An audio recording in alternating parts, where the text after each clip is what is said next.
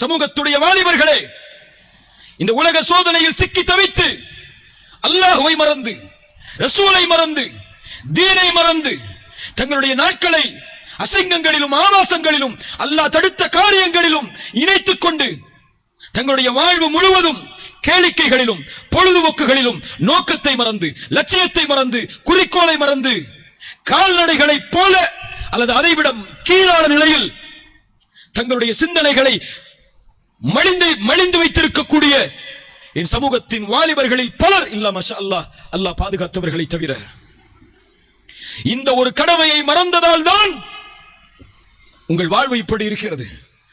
அல்லதீன யுகீமூன ஸலாஹ், அவர்கள் தொழுகையை நிலைநாட்டுவார்கள், அவர்கள் தொழுகையை நிலைநாட்டுவார்கள்.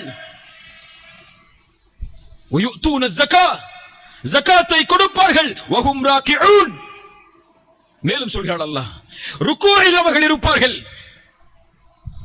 வமன் யதவல்லல்லாஹு வரசூலஹு, யார் அல்லாஹ்வையும் அல்லாஹ்வுடைய ரசூலையும் ஈமான் கொண்டவர்களையும் உற்ற தோழர்களாக ஆக்கிக் கொண்டார்களோ ஃபஇன்ன ஹிஸ்பல்லாஹி ஹுமுல் காலிபூன்,